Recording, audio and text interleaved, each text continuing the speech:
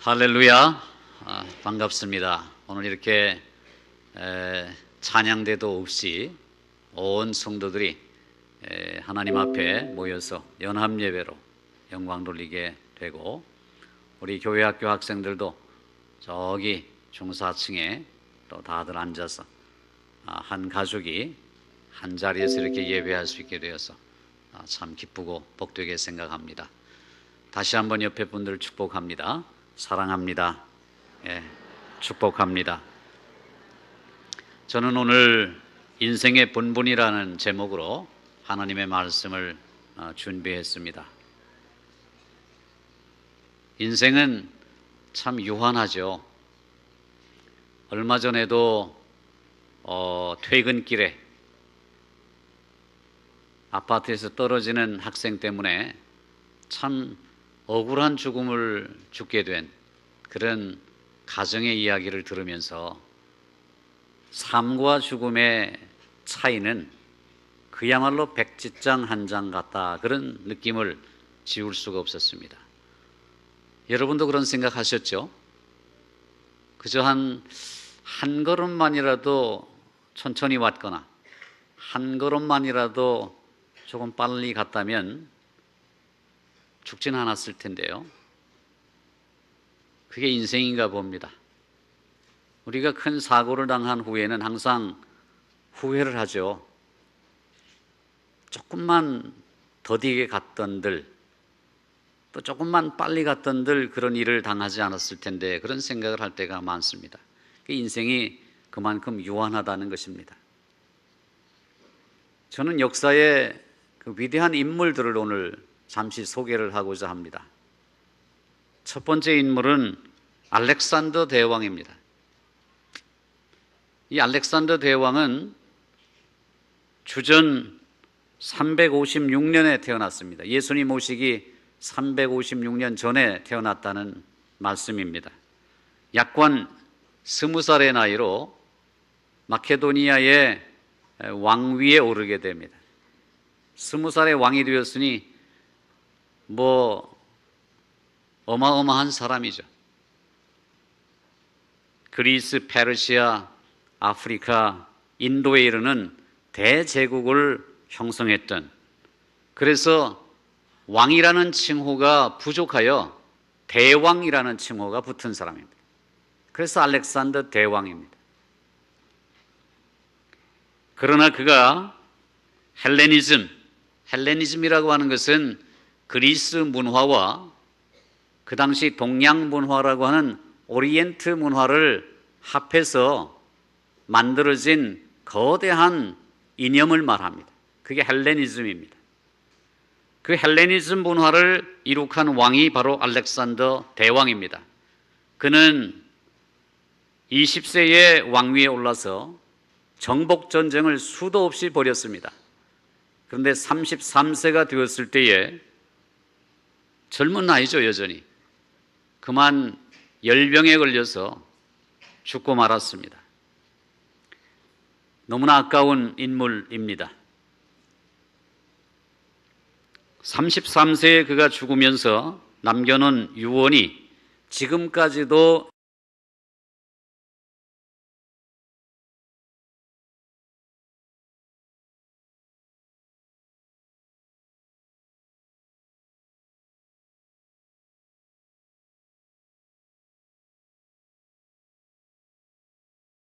인류의 입에 회자되고 있습니다. 알렉산더 대왕의 유언은 이렇습니다.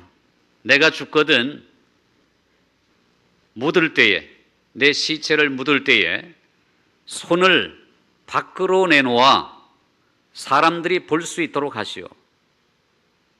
나는 단지 세상 사람들에게 천하를 손에 쥐었던 알렉산더도 떠날 때에는 빈손으로 간다는 것을 보여주고 싶소. 그것이 알렉산더 대왕의 유언이었습니다. 공수래 공수거, 이런 말 아시지 않습니까? 빈손으로 와서 빈손으로 가는 것입니다. 알렉산더 대왕의 유언이 바로 그것입니다.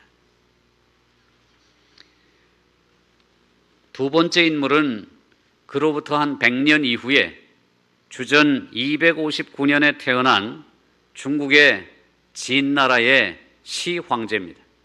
그래서 우리는 진나라와 시황제, 그것을 붙여서 진시황제라고 보통 말합니다. 진나라의 31대 왕이자 최초로 황제라는 칭호를 얻은 사람입니다. 그래서 황제가 시작되었다고 해서 시황제입니다. 13세의 왕위에 오릅니다. 13살에. 그리고 36년간 통치하다가 49살에 죽습니다. 우리는 진시 황제라고 하면 학창시절에 몇 가지 배운 기억이 납니다. 가장 기억에 남는 것은 분서갱유 사건입니다. 불사를 분자에 글서자, 갱자는 구덩이 갱자입니다. 그리고 유자는 선비 유자입니다. 자신의 뜻과 맞지 않는 선비의 글이라고 해서 그들이 쓴 모든 책을 불사르는 것이 분서요, 자기 마음에 들지 않는 학자라고 해서 460여 명을 잡아다가 구덩이를 파고 생매장한 것이 갱유입니다. 그래서 그 유명한 사건이 분서갱유입니다. 뿐만 아니라 진시황제는 만리장성을 축성했던 사람입니다. 흉노족의 침입을 막는다는 명목으로 150만 명의 인부를 동원해서 그 거대한 성을 축성하게 된 것입니다. 뿐만 아니라 아방궁을 지었습니다. 아방궁이 얼마나 컸느냐 하면 방이 10,000개도 넘습니다. 거기에 13,000명의 시녀를 거느리고 날마다 쾌락과 향락을 즐겼던 사람이 진시황제입니다. 이 진시황제는 자신이 13,000명의 시녀를 거느리고 날마다 쾌락을 즐기다 보니까 체력이 고갈되어서 불로장생을 꿈꾸게 됩니다. 그래서 누구든지 불로장생 약을 가져오면 큰 상을 내리리라고 얘기합니다. 그런데 바로 그때에 서복이라는 신하가 왕을 꾀입니다.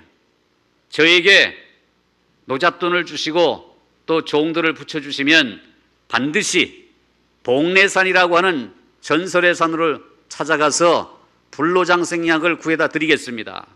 그러자 진시황제는 기뻐서 어마어마한 금은 보화와 3,000명의 시녀를 그 서복에게 주게 됩니다.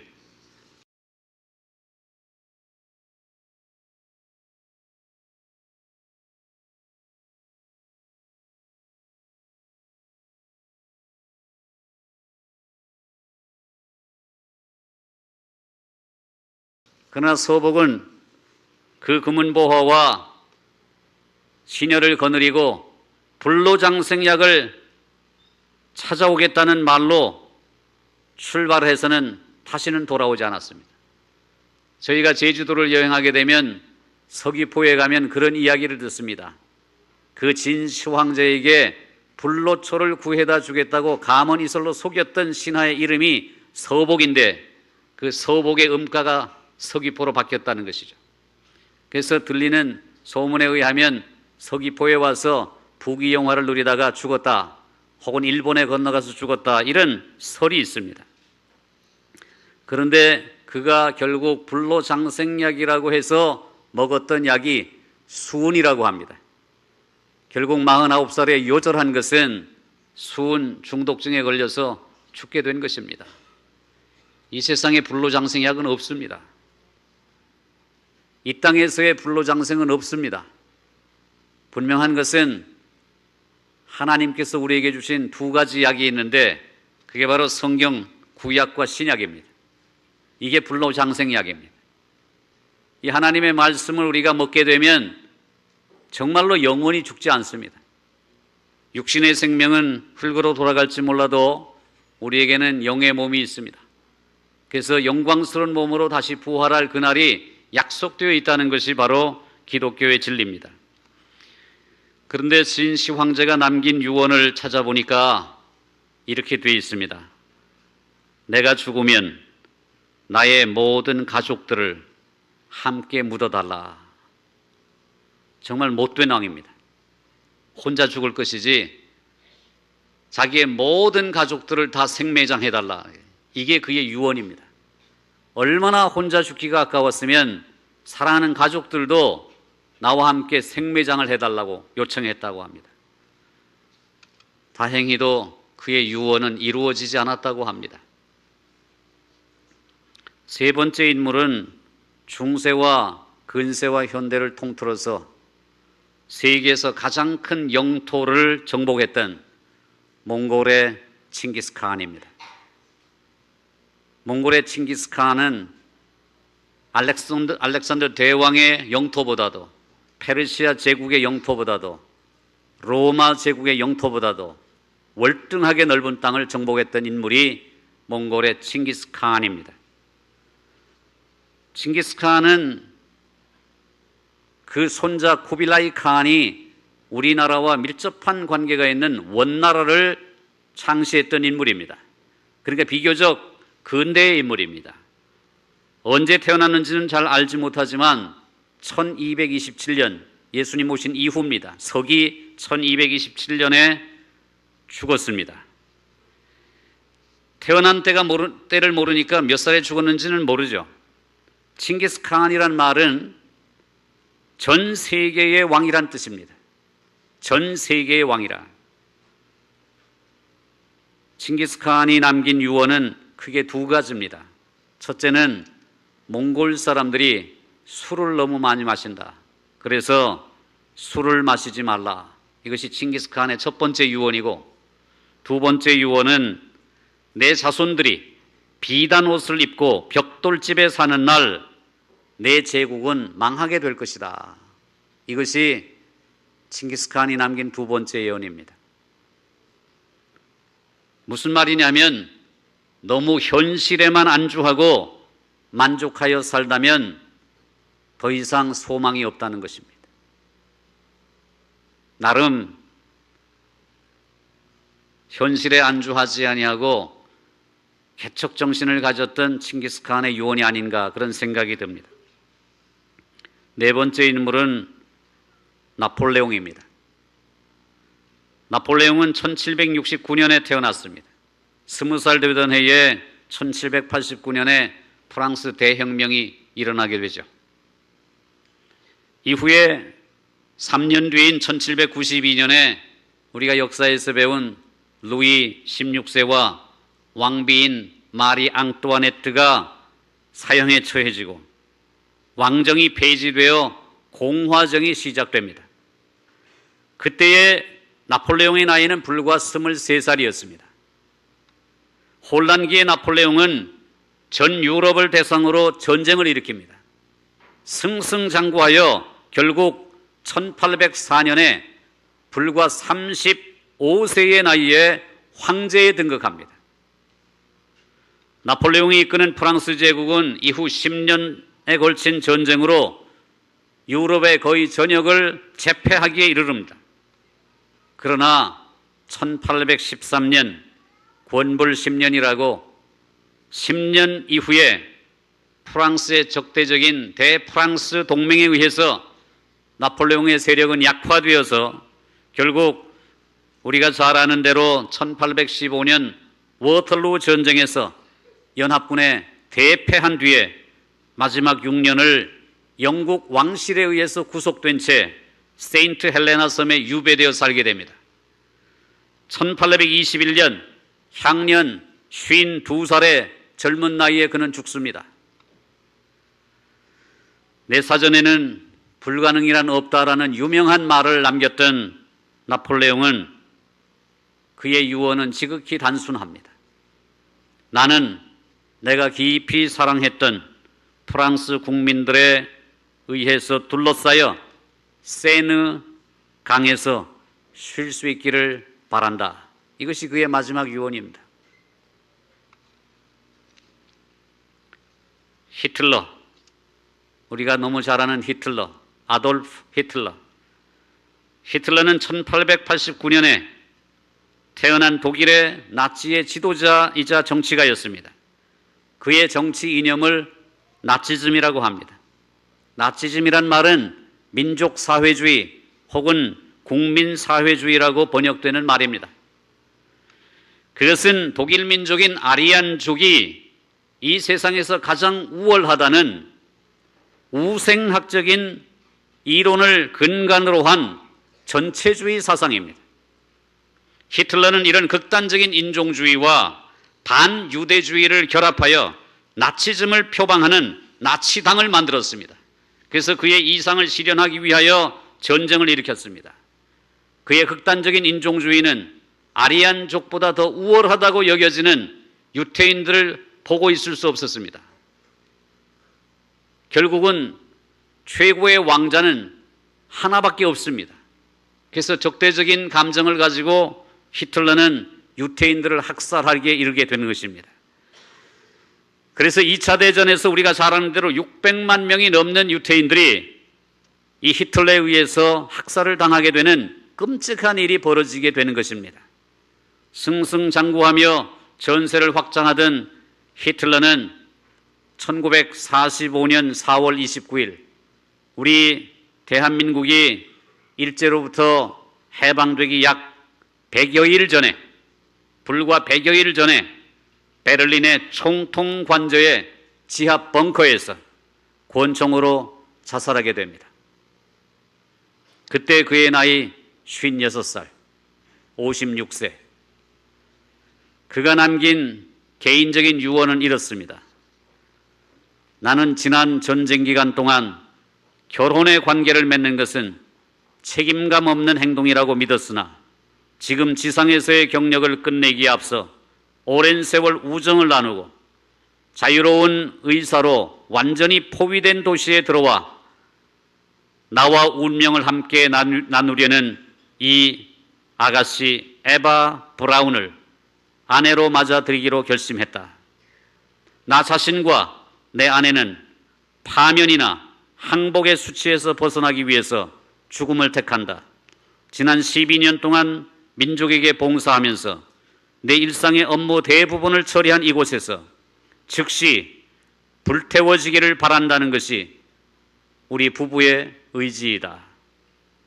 1945년 4월 29일 04시 베를린에서 히틀러. 이것이 그가 작성한 유언입니다. 죽기 직전에 결혼했고 결혼하자마자 자살하게 됩니다. 56살. 히틀러의 비극적인 운명이 거기에서 끝났습니다. 사랑하는 성도 여러분, 우리는 역사상 유명한 사람들의 이런 삶의 일단을 오늘 말씀을 통해 듣습니다. 그러나 이분들이 또 여기에 있는 우리가 정말 하나님의 말씀을 제대로 믿고 안다면 우리는 그런 어리석은 삶을 살지 않게 될 것입니다. 성경의 한 인물, 오늘 우리가 봉독했던 전도서라는 이 책은 그 유명한 지혜의 왕 솔로몬이 쓴 책입니다. 솔로몬은 태어난 해가 성경에 밝혀져 있지 않습니다. 다윗이 만약에 솔로몬을 40세쯤에 낳았다면 솔로몬은 70세 정도 살았을 것입니다. 다윗이 40세 이후에 50세가 되어서 만약에 솔로몬을 낳았더라면 솔로몬은 60세에 죽었을 것입니다. 대략 우리는 솔로몬이 대략 이 땅에서 60년 혹은 70년 정도 살았을 것으로 추정합니다. 성경에서 분명히 나타나 있는 것은 솔로몬의 통치 기간이 40년이었다는 사실입니다. 죽은 해는 분명합니다. 그것은 BC 931년입니다. 그러니까 예수님 오시기 930년 혹은 그러니까 1000년 정도 전에 태어났던 사람이 솔로몬입니다. 제가 말씀드린 알렉산더보다도 월등히 이전 사람입니다. 알렉산더나 혹은 칭기스칸이나 이런 사람들이 만약에 솔로몬에 대한 이야기를 알고 있었더라면 그렇게 어리석은 삶은 살지 않았을 것입니다. 솔로몬은 이스라엘 왕국의 3대 왕입니다. 부친인 다윗의 뒤를 이어서 왕위에 올랐습니다. 그는 지혜의 왕이라는 명칭으로 불리는 이스라엘 역사상 가장 번영한 시대를 구가했던 왕이었습니다. 그는 40년간 이스라엘을 통치하면서 최대의 영토, 최고의 번영, 최고의 부를 누렸던 왕이었습니다. 그는 하나님이 기뻐하시는 최초의 예루살렘 성전을 건축했던 사람이기도 합니다. 그러나 그는 후궁이 700명, 첩이 300명에 달할 정도로 호색적이기도 했습니다. 그의 지혜는 너무나 유명하지 않습니까? 성경에 나오는 이야기는 이렇습니다. 창기 두 사람, 두 명의 창녀가 각각 사흘 차이로 아이를 얻습니다. 그 두 창녀는 같은 집에서 함께 지냈습니다. 어느 날 한 여인이 그만 자기 아들을 실수로 이렇게 깔고 자는 바람에 아기가 죽고 말았습니다. 정신을 차려본 이 여인은 너무나도 깜짝 놀랐습니다. 자기의 실수로 자기 아들이 죽었으니까요. 그래서 가만히 보니까 옆에서 고운하게 자고 있는 그 여인의 품에 그 아이가 새근새근 잠을 자고 있었습니다. 순간적으로 꾀가 생각났습니다. 아, 저 여자의 아이와 나의 죽은 아이를 바꿔치기 하면 되겠다 하고는 살아있는 아이를 자기 품에 안고 죽은 아이를 그 여인의 품에다가 안겨주었습니다. 아침에 잠에서 깨어난 그 잠자던 여인은 젖을 먹이려고 아이를 보니까 죽었습니다. 얼마나 놀랬겠습니까? 그런데 아무리 살펴봐도 자기 아기가 아니었습니다. 가만히 보니까 자기 아기는 상대방 품에 있는 것입니다. 아니, 이게 어떻게 된 일이냐? 내 아이가 왜 당신 품에 있느냐? 이 죽은 아이가 당신 것 아니냐? 그랬더니 여인이 우기기 시작합니다. 당시에는 CCTV도 없었죠. 유전자 검색하는 방법도 몰랐습니다. 그러니 사람들이 우기기 시작하면 어떻게 판결을 합니까? 이 두 여인은 솔로몬에게 찾아가 판결해달라고 재판을 청구합니다. 서로가 자기 아기라고 우기는 바람에 솔로몬 왕도 난처하게 짝이 없었습니다. 이게 도대체 누가 진짜 누구의 아들인지 가리기가 쉽지 않았습니다. 번뜩이는 지혜로 솔로몬은 신하에게 칼을 가져오게 합니다. 여봐라, 시퍼렇게 날선 칼을 가져오너라. 신하들이 가져왔습니다. 당장에 이 살아있는 아이를 반으로 갈라서 저 두 여인에게 반쪽씩 나눠 주거라. 이 말이 떨어지기가 무섭게 그 아이의 진짜 엄마는 성경의 표현을 빌면 마음이 불붙는 것 같았습니다.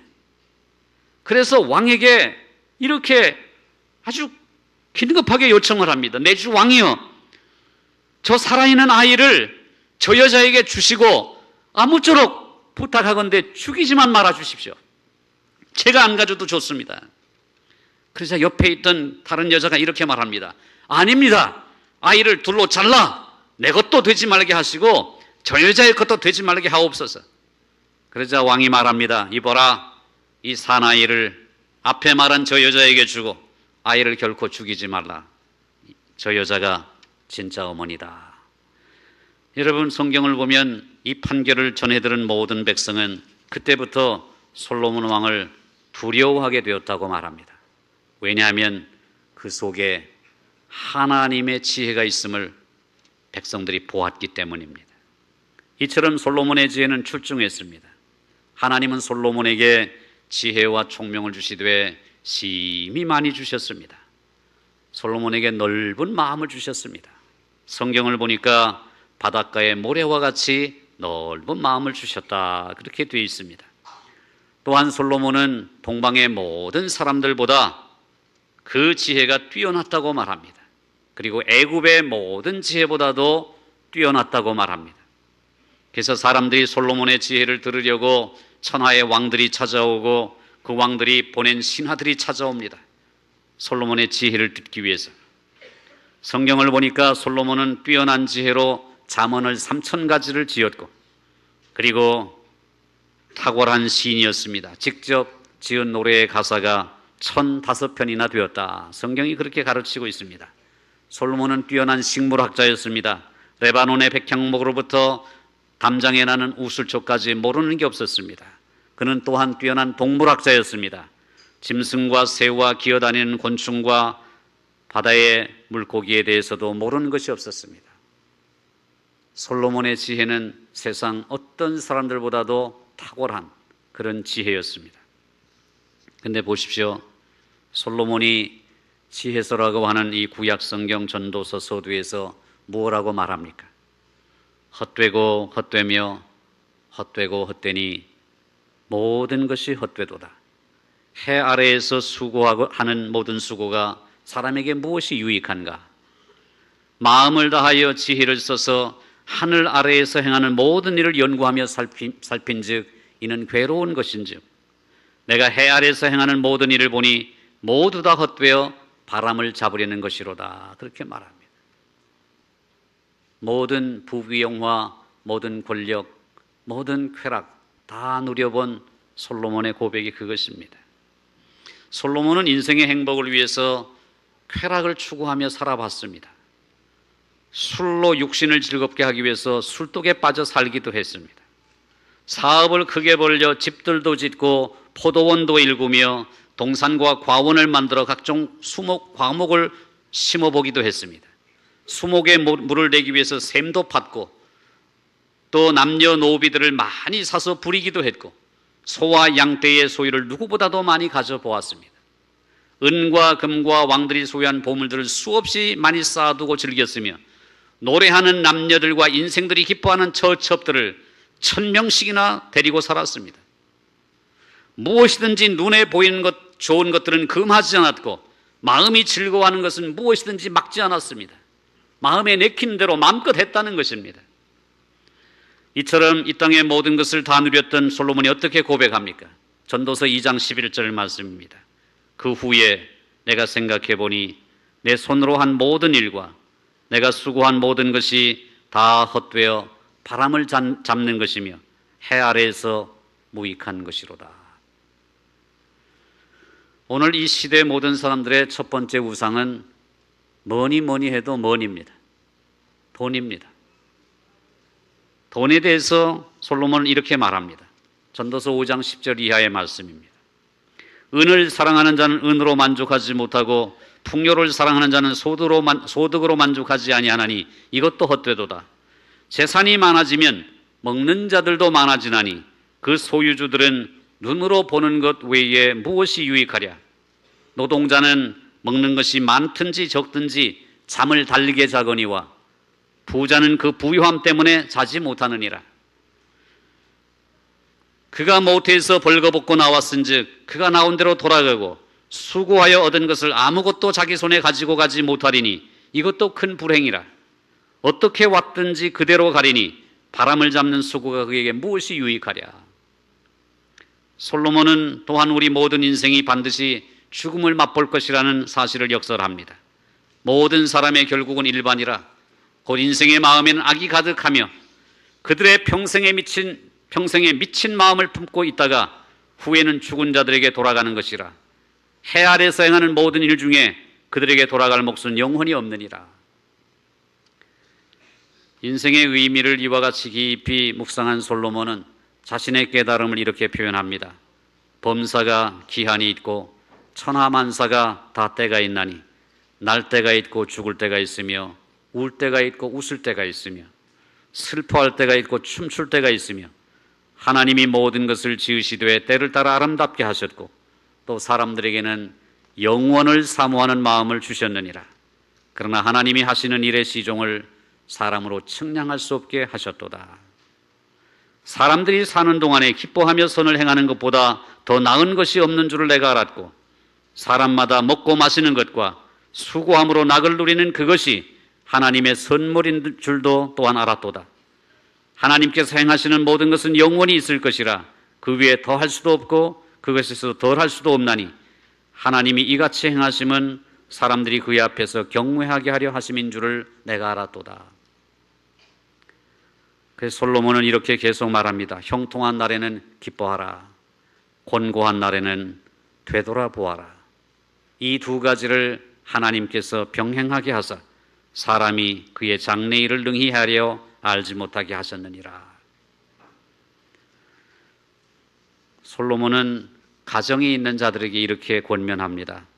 네 평생의 모든 날, 곧 하나님이 해 아래에서 네게 주신 모든 헛된 날에 네가 사랑하는 아내와 함께 즐겁게 살지어다. 그것이 내가 평생에 해 아래에서 수고하고 얻은 내 몫이니라. 아내와 함께 즐겁게 살라고 권면합니다. 청년들에게는 이렇게 말합니다. 청년이여, 내 어린 때를 즐거워하며 내 청년의 날들을 마음에 기뻐하여 마음에 원하는 길들과 내 눈이 보는 대로 행하라. 그러나 하나님이 이 모든 일로 말미암아 너를 심판하실 줄 알라. 너는 청년의 때에 너의 창조주를 기억하라. 곧 곤고한 날이 이르기 전에, 나는 아무나기 없다고 할 해들이 가깝기 전에, 해와 빛과 달과 별들이 어둡기 전에, 빛 위에 구름이 다시 일어나기 전에 그리하라. 이렇게 권면합니다. 솔로몬은 훌륭한 학자이기도 했습니다. 그러나 이 세상의 학문도 헛되다고 고백합니다. 내 아들아, 또 이것들로부터 경계를 받으라. 많은 책들을 짓는 것은 끝이 없고 많이 공부하는 것은 몸을 피곤하게 하느니라. 그렇게 말합니다. 이 말을 끝으로 오늘 우리가 함께 읽었던 말씀이 이어지는 겁니다. 이 일의 결국을 다 들었으니 하나님을 경외하고 그의 명령들을 지킬지어다. 이것이 모든 사람의 본분이니라. 하나님은 모든 행위와 모든 은밀한 일을 선악간에 심판하시리라. 사랑하는 성도 여러분, 솔로몬은 우리가 해 아래에서 행하는 모든 일들이 다 헛되지만 죽음이 답변이 아니라, 최후의 답변은 죽음이 아니라 바로 우리가 죽음 이후에 심판이 있다는 사실을 알고 우리의 생사화복을 주장하시는 하나님을 두려워하고 하나님을 경외하는 삶만이 참된 의미 있는 삶이라는 것을 우리에게 가르쳐 줍니다. 이 솔로몬의 지혜를 알렉산더 대왕이 깨달았다면 그렇게 허망한 죽음을 맛보지는 않았을 것입니다. 사람이 한 번 죽는 것은 정해진 것입니다. 그 후에는 심판이 있습니다. 선악간에 선한 일을 행한 자는 선한 복을 받을 것이고 악한 일을 행한 자는 그 악에 대한 보응을 받게 됩니다. 죄의 삭은 사망입니다. 해 아래 의인은 없나니 하나도 없습니다. 우리 모두는 행한 모든 행위에 대해서 또 남모르게 행한 은밀한 일들에 대해서도 선악간의 심판을 받습니다. 죽음 후에 심판이 있다는 말은 바꾸어 말하면 천국과 지옥이 있다는 말입니다. 하나님께서 우리를 불쌍히 여기셔서 우리의 죄값을 당신의 독생자 예수 그리스도에게 짊어지우셔서 우리를 위해서 대신 십자가에서 우리가 받을 사망의 형벌을 받게 하시고 그 예수를 믿는 자들에게는 영원한 생명을 주셨습니다. 이것이 바로 우리가 예수를 믿는 이유입니다. 그리고 교회가 이 땅에 존재하는 이유입니다. 죄의 삭은 사망이요 하나님의 은사는 그리스도 예수 우리 주 안에 있는 영생이니라. 오늘 이 자리에 계신 여러분 모두는 예수 그리스도를 믿고 구원받고 영생을 얻고 우리가 이 땅에 사는 동안 허망한 것들, 안개와 같이 헛된 것들을 붙잡으려고 달려가지 말고 영원히 가치 있는 것들을 위해서 우리의 삶을 드리고 우리의 시간을 드리는 지혜로운 하나님을 경외하는 모든 분들 되시기를 주님의 이름으로 축원합니다. 우리 이 시간 조용히 눈을 감아 보시기 바랍니다.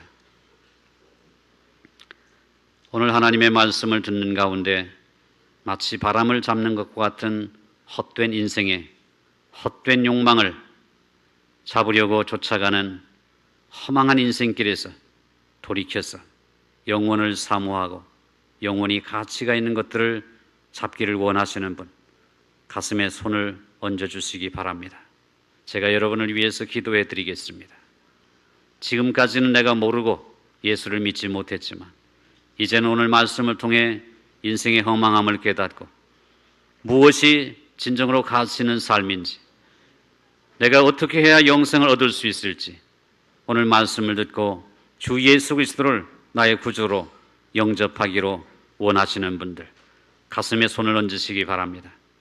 누구든지 마음으로 믿어 의에 이르고 입으로 시인하여 구원에 이르느니라. 영접하는 자, 곧 그 이름을 믿는 자들에게는 하나님의 자녀가 되는 권세를 주셨다고 말씀합니다. 주 예수를 믿으라. 그리하면 너와 내 집이 구원을 얻으리라 말씀해 주셨습니다.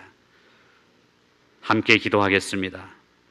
하나님이 세상을 이처럼 사랑하사 독생자를 주셨으니 누구든지 그를 믿으면 멸망하지 않고 영생을 얻게 하려 하심이라. 거룩하시고 자비로우신 하나님 아버지, 이 시간 우리의 닫혀진 마음의 문을 열고 우리를 위해서 십자가에서 대신 죽어주신 예수 그리스도를 나의 구주로 영접하기를 원합니다. 주 예수를 믿으라. 그리하면 너와 내 집이 구원을 얻으리라 말씀해 주셨사오니 이 시간 예수님을 믿고 구원의 은총을 누리며 우리 온 집안이 함께 구원의 은총을 누리기를 원합니다. 주님께서 내 마음 문을 열어주시고 내 속에 들어와서 나의 인생의 주인이 되어주셔서 하나님의 자녀가 되는 권세를 주시고 또 사망에서 생명으로 옮겨지고 영원한 천국을 기업으로 받는 귀한 복을 허락하여 주시기를 간절히 바라옵고 원합니다.